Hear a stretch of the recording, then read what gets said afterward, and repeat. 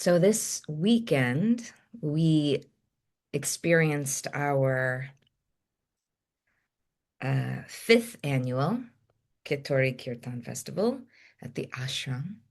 And it was the first time that Rasaniti and I shared Bliss Body Alchemy. So it was the first time we shared our yoga class, which is a somatic healing, mantra infused, live music, live cello, live singing with myself class or kind of harikatha, which is sharing of the pastimes of the divine couple, as well as sharing the Sankhya yoga philosophy of yoga, of Vedanta, of the knowledge of life in this Vedic tradition. And it was quite amazing because we had a variety of devotees in the room, from very elder Vaishnavas who were just in the back doing their bhajan. The curtains were closed because in our Bhakti Yoga ashram, we worship these sacred forms of Radha and Krishna, along with their four most present assistants or manjaris, and of course, my Srila Gurudev, Srila Bhaktivedanta Narayan Goswami Maharaj, is on the left side, and Srila Prabhupada, A.C. Bhaktivedanta Swami Prabhupada, is on the right side of our worshipable Thakurji, our beloved deities. And deities already are very a confused knowledge and wisdom and understanding of worship, but it's the most beautiful way in this crazy era, Kali Yuga of quarrel and confusion. It's not the easiest way to worship. The easiest way is just to chant the names of God so that you are clearing your, karma, you're clearing your hellish lifestyle, if because we're all living in a kind of hell, let's just be honest.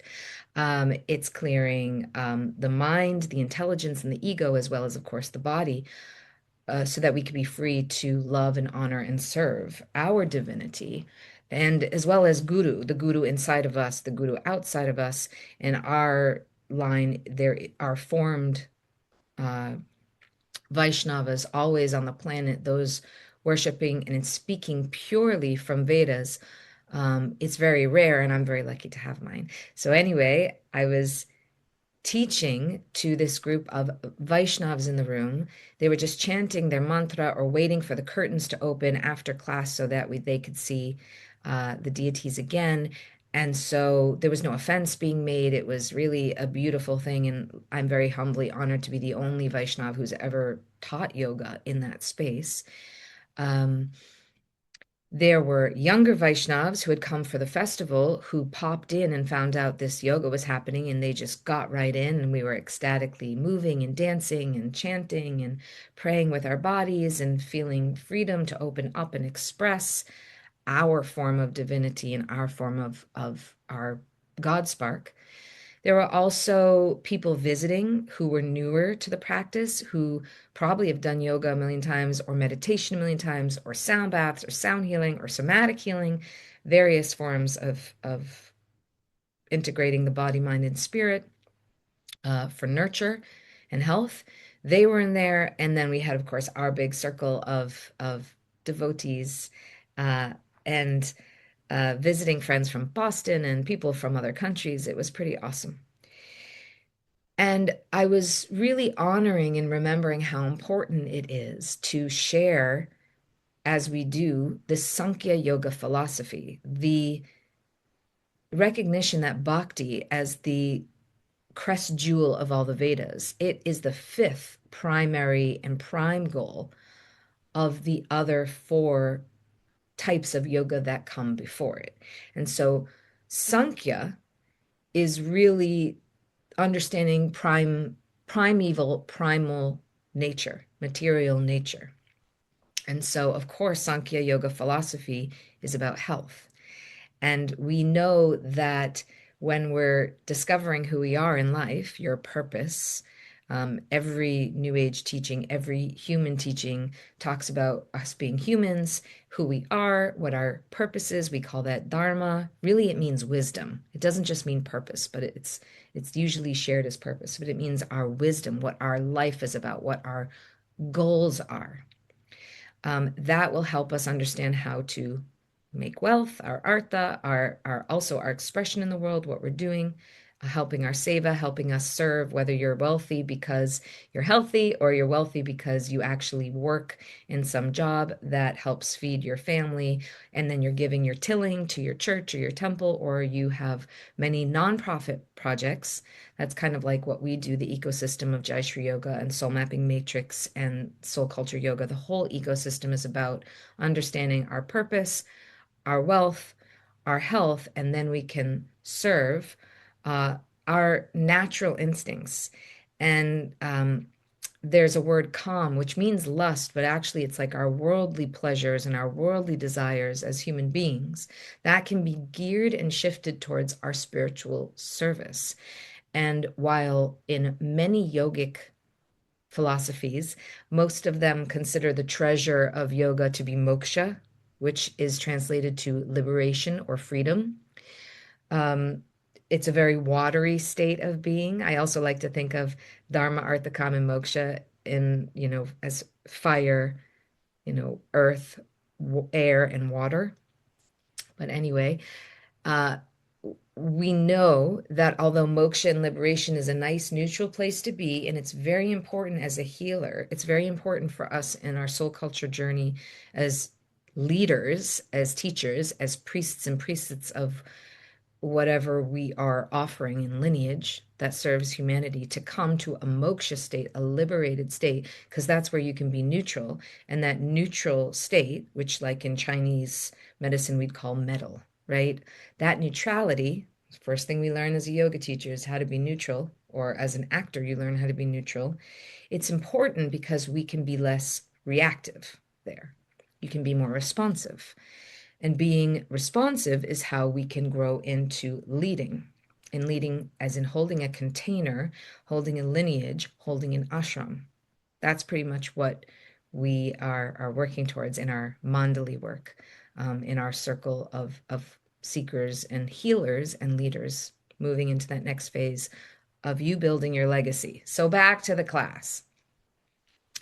I was thinking about how important it is to talk about prakriti, um, because we have Prakriti and we have Purush, and we have the feminine aspect and we have the masculine aspect of everything in life, and how simple that is. Like there are these unchanging principles of Prakriti and Purush that we are unchanging, the primeval material nature, the feminine origin of matter, right? And in the highest form, we call that Shakti, feminine power. But there are many kinds of Shakti. Uh, when we come into the real nectar, the ghee, if you will, the clarified butter of it, or the clarified vegan substance, if you will, there is always a baseline of Prakriti and Purush. There's always a baseline of feminine and masculine. That is the origin of all things. And I thought, how amazing. Like, we are simply here honoring, earth and water and fire and air. And then we start going deeper as the class evolves. I started, mm, you would say, teaching more, not just us ecstatically moving and honoring ourselves and honoring each other and getting through whatever, like, tightness and stress is in our body to open this up. And there are all these people in the room of different kinds, that there were then the folks who were just meditating, starting to go into their more liberated state, if you will. And you could see like what would start bubbling up, that while they started to break through their mind, which is chatting here and there, I don't like this, I like this, I'm a monkey, I want a banana, I want my bed, judgment, all that, natural. They started going up higher into their intelligence or their Buddhi wisdom. The intelligence is really in the ethers, and it's where we connect psychically, but it's also where we have to put up boundaries. Very important, right? We don't want to be interfered with in our ashram, whether you're grihasta ashram, you're married, or whether you're a brahmachari, a monk in an ashram, or brahmacharini, female monk in an ashram, or you're in the forest. Whatever it is that you're doing, or if you're a student, you're in that ashram, you're learning.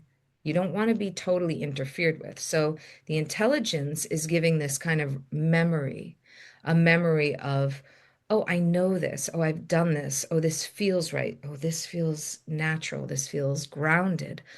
Or I'm getting taken out. I need some air. I'm going outside. I'm going to take a breath. Like whatever it is that creates that Buddhi wisdom, that eternal um, awakening in memory as a soul, which we are as jivas, that comes in, and all of a sudden the ego pops back in, which is the smallest, tiniest part of us and the most powerful, subtle energy, right? So our mind had some judgment.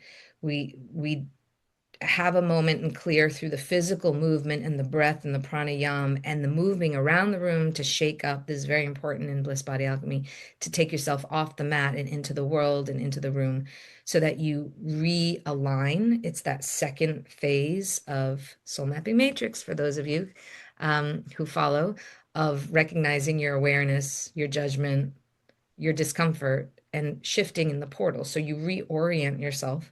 And then when you come back to that safe space, that ashram, that mat, worshiping your Thakurji or your deity, whatever it is, your mantra, you're like, oh, yes, I remember this. When the ego pops back in, we are automatically taken out again. And so the cycle starts over and over. But as we add in the mantra, Hare Krishna, Krishna Krishna, Hare Hare, Hare Ram, Ram Ram, Hare Hare, and then start to hear the pastimes of Radha and Krishna, especially because this was Radhastami, which is the birthday of Radha, and that's why we go to India, to Vrindavan Dham, as well as to other places like Navadvip Dham and Jagannath Puri, and all these uh, amazing people who lived there were there 5,000 years ago when Krishna was born, 2 weeks after Radha was born. So Radha comes 2 weeks after Janmashtami, after Krishna is born. So in the Titi, on the day of it, we are holding space to talk about her. Brings you back to the natural qualities of feminine divine power. It was ecstatic by, I'd say, the second third of the class.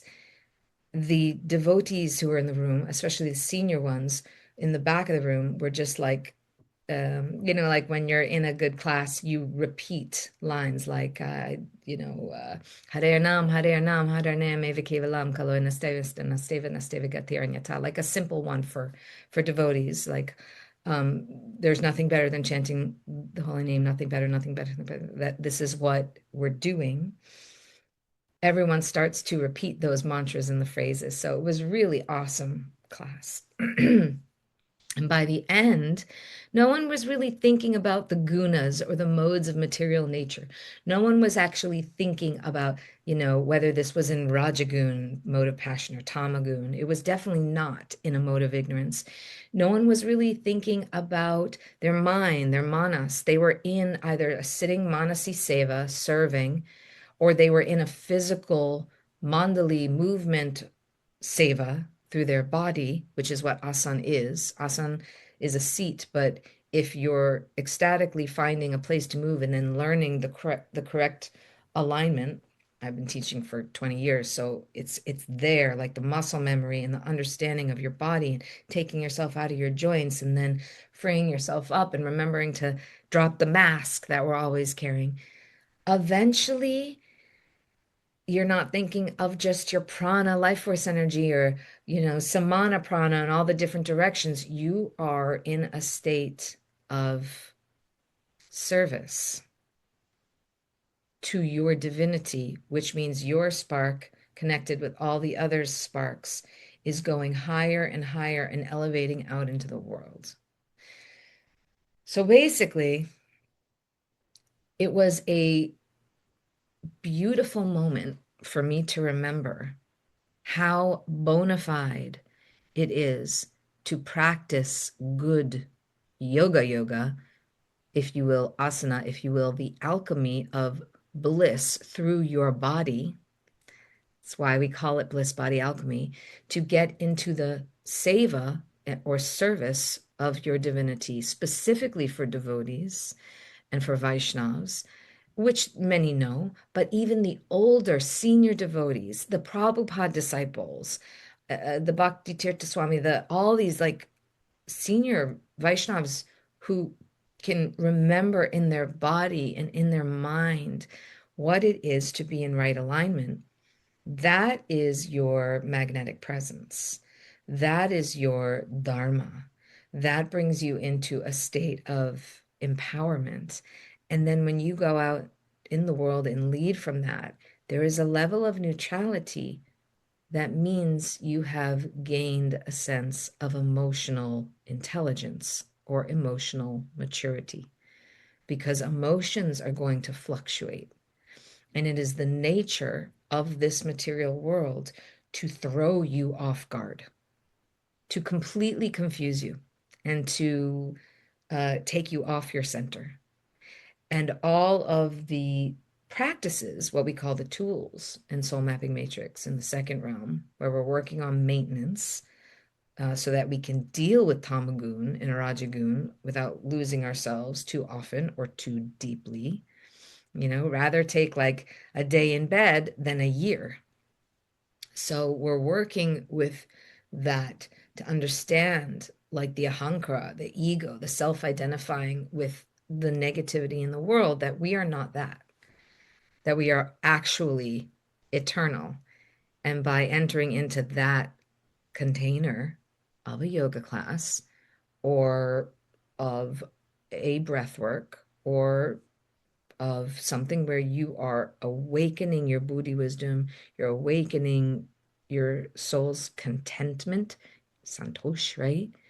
Then you take that and you evolve your philosophical awareness. So you start studying more. And as you study more and feed your brain, the next time you come and hit that down dog, or you have to step off your mat, or you sneeze, or you're in a pose that's making you sweat and burn, and you're working new muscles, your mind won't be as fickle and as fast. Your intelligence, your wisdom will kick in faster. And when your ego comes back, you will remind it through your muscle memory that you are serving from your body, which was given to you as a gift from God, and that this life is the one we're living, no matter what you believe about the next one. So, praying that you find the most empowered, energetic, somatic healing practice that you can. And remember, when you're scrolling through Instagram or Facebook or whatever it is, and you're seeing everyone put out their opinion, um, it's very important that you have an opinion. Your discernment, or what you want to be spiritual discernment, is what we're practicing and going for. But at the time of healing or integration for that person, they're probably hitting a negative. They're hitting a shadow, and their shadow is giving them awareness and a realization, and they're sharing that realization with you, as I am now, obviously. But sometimes that shadow awareness needs to be a no. It needs to be a negative. It needs to say, this is bunk, or this is not true. And that's okay to take it in and filter it. But when you hear people say, for example, healing is not necessary, guru is not necessary, guru is only inside. Um, there are so many negatives. Or they just bypass the hard work. Divorce is for a reason. That's why you get divorced, or unless there's violence or all these things. But the truth is, everyone is somewhere on the spectrum between, narcissism is here, ADHD is here, psychopathism is here. It's like there are levels to all of this. So get yourself into a container where there's a teacher who is embodied, who has done the work, who will continue to do the work, and then share your opinions with them. so that you can be bouncing off the shadow and negative without completely negating the tool that's being used in that daily practice or in that container. It's just like learning. You know, when I wanted to learn business and entrepreneurialism, I would go join groups. And I kind of hated it sometimes because I was already, you know, teaching and making a living, and I had a vision. I've always been a creative. And so I had this vision, and I was holding this vision. It was very hard to stay still because my mind is very fast, very active, and I have a lot of like fire and air that goes around. But the groundedness was what I needed to work on. The stillness was what I needed to work on. The listening was what I needed to work on. And that can be uncomfortable. So that's what a yoga class is for. For those of us who need to be embodied, literally, physically in their body, which is everybody, can't get away from it. There needs to be a physical harness, a practice. For me, it's ecstatic dance, five rhythms, or just good DJ music, but it's also sober ecstatic dance, right? So that's why we created Bliss Body Alchemy, so it could all be contained together with Harikata, with philosophy, with that God talk. And that God talk, meaning talking about the eternal first principles, that Christ consciousness, all the good stuff that is in Veda can also be expressed through you, through your brand, through your teaching, through your business. But recognize how important it is to actually sit in the container and sweat. We always say we go into the temple and we light the camphor and the incense and do our arti, but we sit and we sweat and we let it build. And we let it build, and only then do you open the doors and let the air out. That's what it's like to go to a yoga class or to join a mandali or to join a group that's doing this kind of work. This is legacy work. We're doing legacy work. And so, because your soul is building a legacy in this life that will repeat itself, because your ego still has attachments to other lives. It just does. It has the shadow, it has the abbas of all these negative spirals, of all the negative content, of all the violence that you might have been experiencing or inflicted on. I definitely have that. And I'm working through that in my past lives. I'm working with it in my sweat. So recognize how important it is to get on your mat and sweat, and recognize how important it is to be able to listen and learn. And then remember that in your own process as a leader, when you're building your own business or coaching brand or mentorship, or you're writing your books, or you're making a family, or you're becoming an entrepreneur, or you're working with your partner, and this is why we do the couples work, you're always going to hit those shadow negative points. You're always going to hit your mind. You're always going to go higher to your intelligence and then come back, and your ego is going to bite you. You are that. That is part of who you are forever. So keep going higher and try to get to that place where guru is real, so that you understand what it actually means. Not fake new age ideas of gurus, and not the fake idea that there is no guru. That doesn't work either. Always your soul is your own, that you are carrying into this life to breathe the teachings. Become the beginner again. So, all of this talk about Sankhya yoga philosophy and bliss body alchemy has me realizing it is time to begin our ninth soul culture yoga school. This certification program has become a lifeline for so many. I have seen graduates from the beginning in 2015 lead retreats, open studios, become psychologists most recently, write their many books, homeschool, open schools, become teachers. Um, Gosh, I've seen a lot from all of our graduates over the years. And I'm very honored and excited to say that some of our past graduates hopefully will be coming in and assisting for this next advancement in the Soul Culture Yoga School. The idea is that the Soul Culture Yoga School is going to work paramount with the Mandali virtual group that meets every week and every month, as well as the new school for our legacy couples, where people are learning how to become coaches themselves, mentors, and advocates for sacred sovereign lifestyles. We're talking about healers, seekers, and leaders in their own right, becoming their most grand vision without any of the fluff, with all of the lineage, and honoring your own personalities and divinity. I look forward to telling you more. Please stay in touch. Check out the Mandali, and I'll see you soon.